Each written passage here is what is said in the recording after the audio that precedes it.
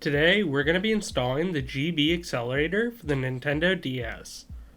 This mod replaces the original clock chip on the board and allows you to overclock or underclock the console and affect the game's speed. The first thing we have to do is get down to the main motherboard of the console.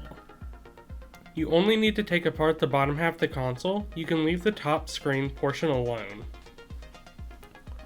Once you've got the motherboard out, the first thing we need to do is desolder the 4 pins holding down the cartridge slot. This will give us access to the clock chip. You'll want to go ahead and put some flux on each corner and then hit each corner with some copper braid in order to remove the solder.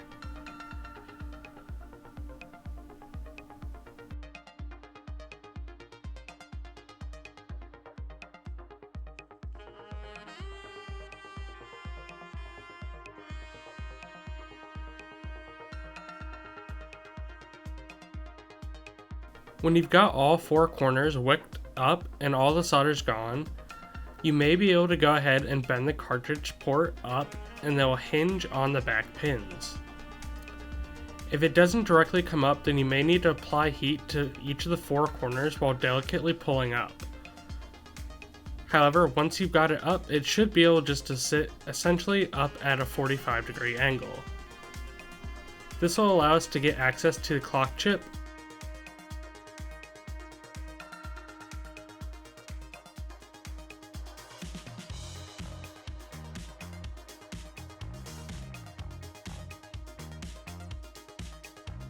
Now, with the cartridge port bent up and out of the way, we can go ahead and remove the original clock chip.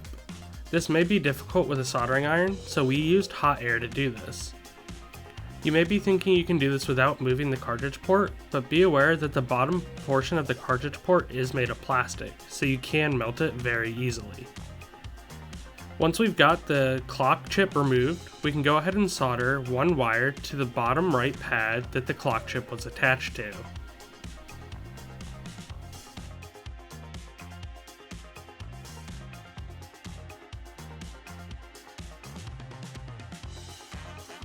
Now that we have the clock wire soldered in, we can go ahead and begin the process to fold back down the cartridge slot and apply solder to the 4 holding tabs on each corner.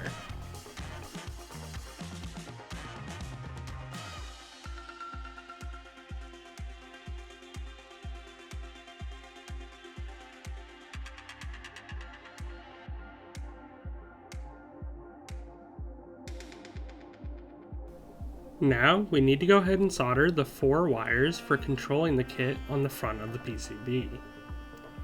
We'll want to solder one wire to the pad labeled green in the top right, another wire to the pad labeled P08 in the top right, one wire to the pad labeled P09 on the top left, and finally one wire goes to P02 right next to the start button.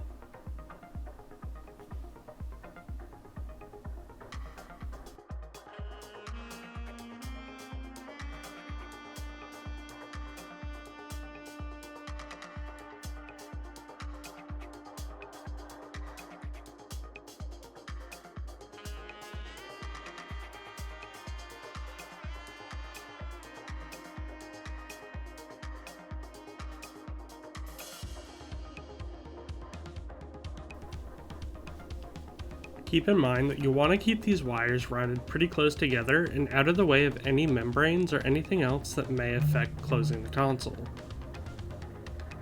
You'll notice that we did go ahead and use a bit of Kapton tape to keep all of the wires into one little bundle. Now that we've got all the wires soldered, we can go ahead and flip the board over and begin to place our GBAccelerator. We'll want to place it directly above the headphone port, as this is the only real area in the shell where there's enough room. The kit includes a piece of double-sided tape that we'll want to put on the back of the GBAccelerator to help hold it in place.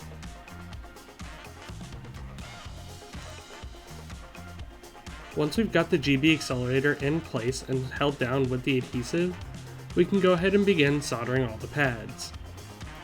You'll want to solder the LED that went from the pad labeled green to the pad labeled LED on the GBAccelerator.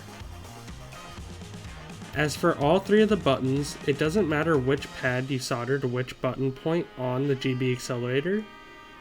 From there, the yellow wire that we soldered to our original clock position can get soldered to the clock pad. And finally, the ground pad can get soldered to the pin 32 of the GBA slot, and the voltage positive pad can get soldered to pin 1 of the GBA slot. Keep in mind that there's only limited room in the shell, so you'll want to go ahead and trim down all your wires to just the necessary length. You don't want to have too many wires bundled up in your system.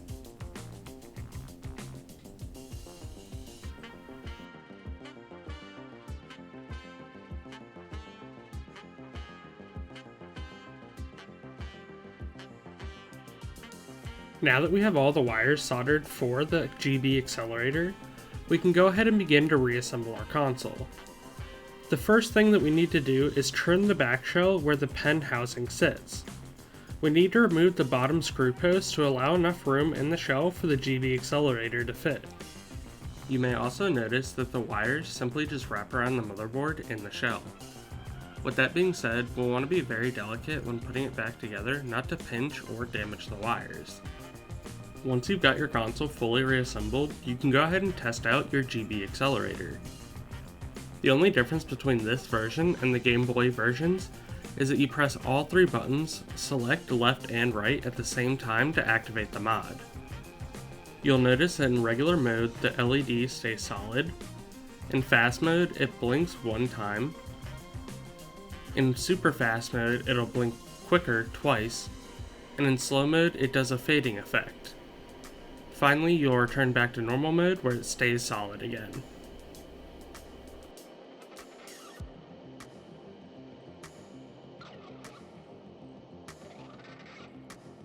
And that's all there really is to it.